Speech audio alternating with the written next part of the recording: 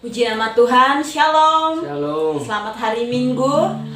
Bersyukur pada Tuhan kalau kita ada sebagaimana kita ada pada saat ini.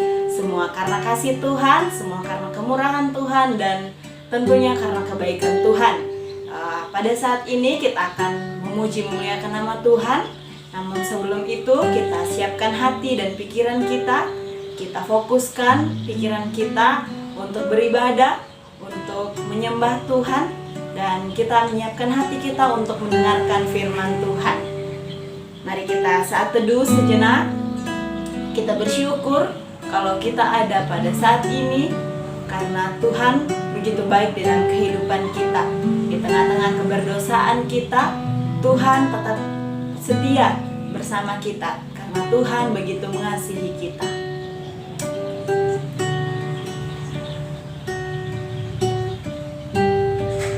Memulaikan ibadah kita, mari kita angkat satu pujian yang berkata, Bapa yang mengasihiku.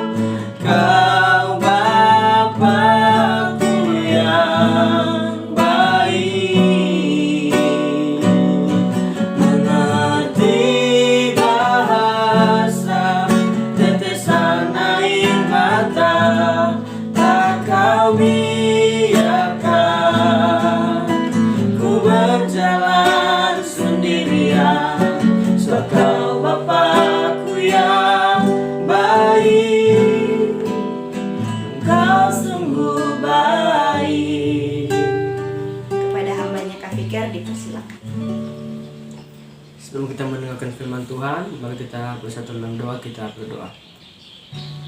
Seperti pujian kami Tuhan, Engkau mengasihi kami, Kami sadar bahwasanya di tengah-tengah perjalanan hidup kami sering menyakiti hati-Mu Tuhan, dengan sikap tingkah laku kami yang tidak sesuai dengan kehendak Tuhan. Dan seperti Tuhan, kami minta ampun di hadapan Tuhan sebelum kami mendengarkan firman Tuhan. Tuhan suci kuduskan setiap kami, hati dan pikiran kami, supaya kami benar-benar layak untuk menerima firman-Mu, dan firman-Mu itu menjadi kekuatan dalam kehidupan kami. Dalam nama Tuhan Yesus, kami siap untuk menyambut kebenaran firman Tuhan. Haleluya. Amin.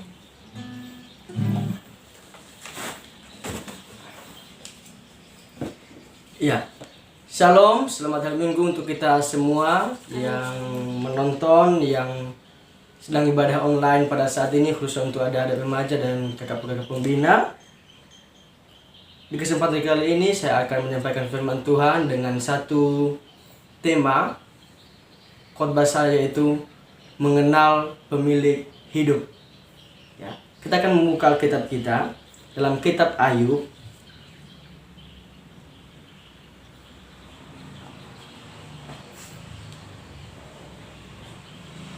Ayub pasalnya yang ke-19. Ayub 19 ayat 25 dan 26. Sebentar kesediaan Kak Novin untuk membacakan untuk kita semua. Ayub 19 ayat 25 sampai 26. Ayub 19 ayat 25 sampai 26. Firman Tuhan berkata demikian. Tetapi aku tahu penebusku hidup, dan akhirnya ia akan bangkit di atas debu. Juga sesudah kulit tubuhku sangat rusak, tanpa dagingku pun aku akan melihat Allah. Ya, amin.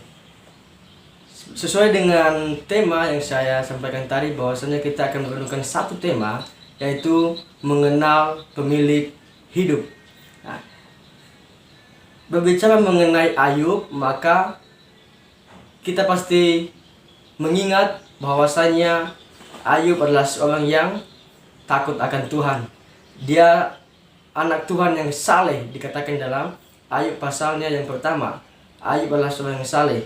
Tetapi kalau kita memperhatikan cerita kisah Ayub, maka kita akan menemukan banyak hal yang tidak sesuai dengan realita, atau yang tidak sesuai dengan fakta yang kita lihat, ya. Kalau kita memperhatikan, kita sebagai anak Tuhan, gitu kan, kita takut akan Tuhan, maka yang ada di pikiran kita dijauhkan dari pencobaan, ya. Kita tidak mengalami sakit penyakit, kita terus diberkati oleh Tuhan, begitu kan. Kita kan takut akan Tuhan. Tapi fakta yang terjadi kepada Ayub, dia takut akan Tuhan, tetapi dia juga mengalami penderitaan yang diizinkan oleh Tuhan, ya. Penderitaan yang dialami oleh Ayub ada banyak, ya. Dia mengalami penyakit kulit, ya. Anak-anaknya meninggal, ya, sahabat-sahabatnya meninggalkan dia. Bahkan kalau kita memperhatikan di pasal-pasal selanjutnya, itu dikatakan di sana ketika dia sakit, bahkan istrinya pun menyuruh dia untuk mengutuki Allahnya, ya, mengutuki Tuhannya. Tetapi dikatakan di sana Ayub tidak berbuat dosa karena lidahnya. Dia tidak mau mengikuti apa yang dikatakan oleh istrinya. Nah, kisah Ayub ini juga sangat relevan dalam kehidupan kita sebagai anak-anak Tuhan. Ya, kita hidup di tengah-tengah dunia ini, maka kita tidak juga terlepas dari yang namanya penderitaan.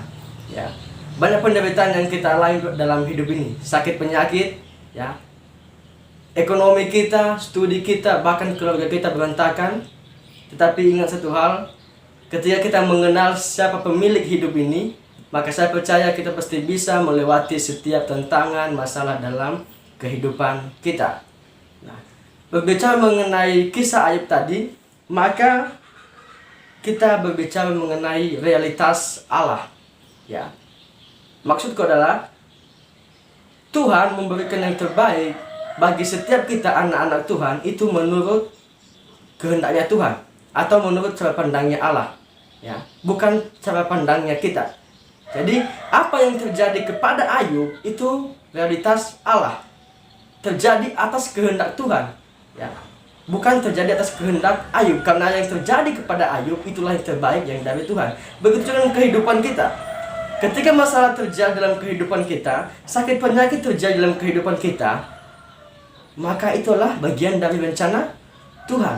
Itulah yang terbaik yang Tuhan rencanakan dalam kehidupan kita. Supaya apa? Supaya kita semakin bertumbuh dalam Tuhan, semakin mengenal Dia, dan semakin mengerti bahwasanya Tuhan punya rencana dalam hidup ini, dan Dia yang berdaulat atas kehidupan kita.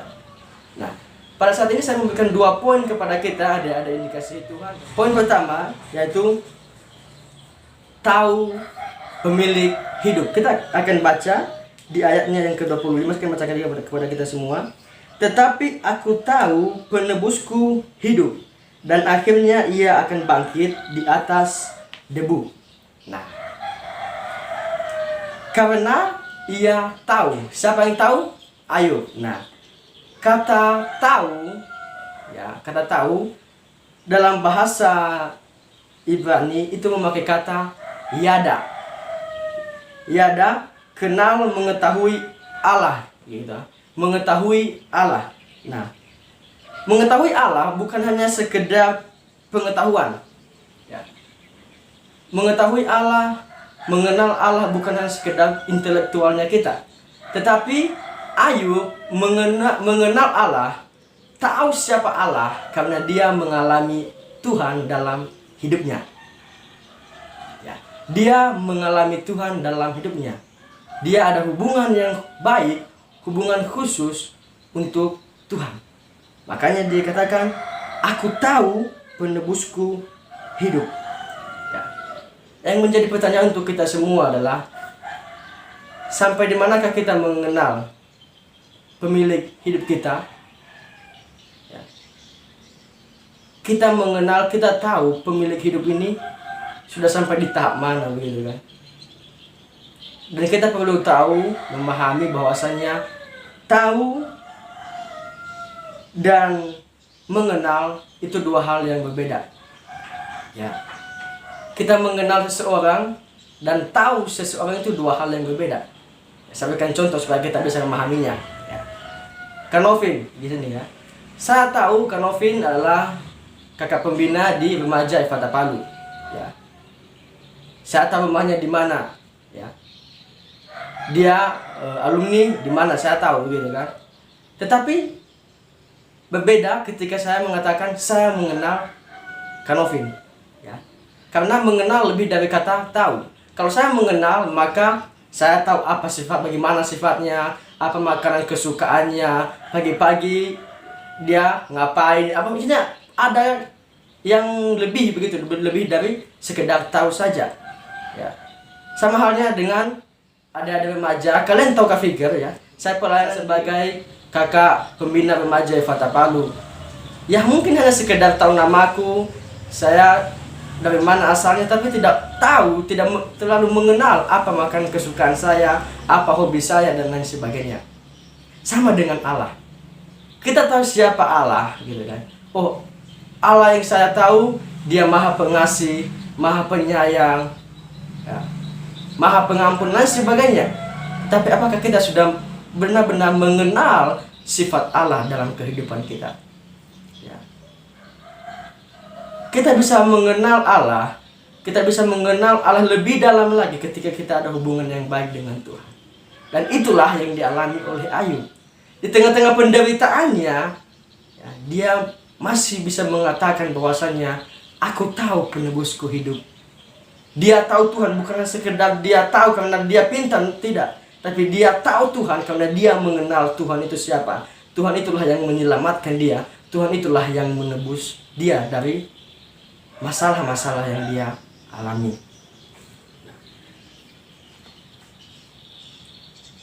Itu poin yang pertama yang saya berikan kepada kita, itu mengenal pemilik hidup.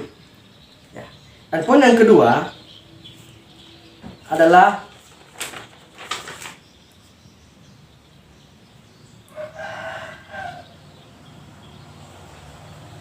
mengenal penebus hidup. Ya. Yang pertama tadi kita tahu pemilik hidupnya kita siapa, kita mengenal dia, bukan sekedar tahu. Dan yang poin yang kedua adalah mengenal penebus hidup. Nah, penebus dalam bahasa Ibrani itu memakai kata goel. Goel diterjemahkan yaitu penebus. Nah, kita harus tahu dalam konteks perjanjian lama, dalam perjanjian lama bagaimana konsep penebusan. Dalam perjanjian lama, seseorang yang sedang dalam penderitaan, jatuh miskin, harta bendanya diambil orang dan lain sebagainya, bahkan dia kehilangan segala-galanya, maka seorang penebus, bisa itu sahabatnya, bisa itu kerabatnya, siapapun orang terdekatnya, bisa menebus dia dari kejatuhannya. Sama dengan Ayub, dia jatuh miskin. Nah, sahabat-sahabatnya sebenarnya bisa menebus dia sehingga dia tidak jatuh miskin. Tetapi faktanya yang kita lihat, Ayub tidak mengalami hal itu. Dia tidak memiliki seorang penebus dalam hidupnya. Bahkan teman-temannya pun menghiraukan dia, bahkan meninggalkan dia. Tetapi ada suatu hal yang menarik di sini. Walaupun kelihatannya Ayub tidak bisa berharap kepada sahabat-sahabatnya, tidak memiliki lagi pengharapan, tapi kalau kita memperhatikan di sini sangatlah menarik. Dikatakan di sana di ayat 26, juga sesudah kulit tubuhku sangat rusak, tanpa dagingku pun aku akan melihat Allah. Walaupun sahabat-sahabatnya meninggalkan dia, seakan-akan tidak ada lagi yang bisa menebus dia dari kejatuhannya, dari penderitaannya, tapi dikatakan di sana dia akan tetap melihat Allah. Dan bukan hanya itu, mungkin manusia tidak bisa menebus Ayub, tetapi dia tahu siapa penebusnya yang mampu bisa menebus dia, yaitu Tuhan Yesus Kristus. Makanya di ayat 25 dikatakan, sebab tetapi aku tahu penebusku hidup. Dia tahu bahwasannya ada satu pribadi yang bisa menebus dia dari penderitaannya, yaitu Yesus. Dan Yesus sudah melakukan itu di atas kayu salib. Bagaimana dengan kehidupan kita sebagai anak-anak remaja, bahkan kita yang menonton, yang ibadah online pada saat ini? Apakah kita sudah mengenal pemilik hidup kita? Apakah kita sudah tahu penebus hidup kita? Atau masih belum? Satu kerinduan saya di tengah-tengah penderitaan kita pada saat ini, di tengah-tengah situasi yang bisa dikatakan tidak bersahabat kepada kita karena COVID-19, mari tetap memiliki hubungan yang baik dengan Tuhan. Belajar untuk mengenal pemilik hidup ini, belajar untuk mengenal siapa penebus hidup kita, yaitu Tuhan Yesus Kristus. Dan dia sudah melakukan itu di atas kayu salib untuk kita semua. Dan saya percaya ketika kita mengenal siapa pemilik hidup kita, maka di tengah-tengah penderitaan sekalipun, ketika kita disiksa sekalipun, maka kita mampu bertahan karena kita tahu bahwasanya Allah yang menjadi pemilik hidup ini. Ketika kita menderita dalam Kristus, maka Tuhan sudah menyiapkan mahkota kehidupan kepada setiap kita. Amin. Dan saya akan menutup khotbah saya pada saat ini dengan satu statement yang diberikan oleh seorang teolog yang sangat terkenal, dia bernama Warren. Dia pernah mengatakan begini, jika kasih karunia Allah cukup untuk menyelamatkan kita, pastilah itu cukup untuk menjaga atau memelihara kita dan menguatkan kita pada masa penderitaan yang kita alami. Sekali lagi saya bacakan kepada kita semua. Jika kasih karunia Allah cukup untuk menyelamatkan kita, pastilah itu cukup untuk menjaga atau memelihara kita dan menguatkan kita pada masa penderitaan yang kita alami. Allah sudah menyelamatkan kita. Kasih karunia-Nya cukup untuk kita. Maka jika Allah rela mengorbankan dirinya di atas kayu salib supaya kita memperoleh hidup yang kekal, bahkan masalah terbesar kita yaitu dosa, dan Allah menyelesaikan semua itu. Dan saya percaya bahwasanya masalah-masalah kita yang lainnya itu tidak seberapa apa yang Tuhan lakukan di atas kayu salib. Tuhan mampu memulihkan kehidupan kita ketika kita terus mengandalkan Dia dan terus mengutamakan Dia dalam hidup ini. Mari kita berdoa. Terima kasih Bapa yang baik. Kami sangat bersyukur Tuhan, kami masih diingatkan oleh kebenaran firman Tuhan pada saat ini yang mengajarkan kami Tuhan untuk terus mengenalkan Engkau dalam hidup ini, yang mengajarkan kami untuk terus mengenal Engkau dalam hidup ini. Kami sadar bahwasannya kami manusia biasa, kami tidak sanggup Tuhan untuk menjalani hidup kami hari ke hari karena kami manusia yang lemah. Tapi kami percaya Roh Kudus yang memberikan kekuatan kepada setiap kami untuk terus menjalani hidup kami bersama dengan Tuhan. Dan hamba-Mu pada saat ini telah selesai berbicara, kiranya Roh Kudus-Mu yang terus memberikan pengertian lebih kepada setiap kami, dan kiranya firman-Mu ini menjadi kekuatan bagi setiap kami anak-anak Tuhan, sehingga hidup kami semakin hari semakin diubahkan oleh Tuhan. Dan pada saat ini juga Tuhan, hamba-Mu juga menaikkan doa untuk kami setiap pribadi. Ada remaja yang dikasih juga oleh Tuhan, khususnya di tengah-tengah studi mereka pada saat ini. Kiranya Tuhan menolong memberkati, jauhkan dari sakit penyakit, dari mara bahaya, dan khususnya untuk kerinduan mereka ke depannya. Kiranya Tuhan yang menolong memberkati. Dan satu kerinduanku Tuhan, di tengah-tengah penderitaan yang dialami juga oleh adik-adik remaja, bahkan setiap kami semakin mengenal Tuhan, kami semakin mengenal siapa penebus hidup kami. Terima kasih Tuhan Yesus yang baik, dan berkati setiap kami yang menonton pada saat ini. Kiranya apapun yang kami kerjakan, apapun yang kami lakukan, kiranya diberkati oleh Tuhan, dan semuanya itu hanya untuk hormat kemuliaan nama Tuhan. Dalam nama Tuhan Yesus, haleluya, amin. Amin buat firman Tuhan. Demikian firman Tuhan kiranya menjadi kekuatan bagi kita semua. Dan dengan berakhirnya firman Tuhan, akhir pula ibadah kita pada hari ini. Selamat hari Minggu, Tuhan Yesus memberkati. Shalom. Shalom.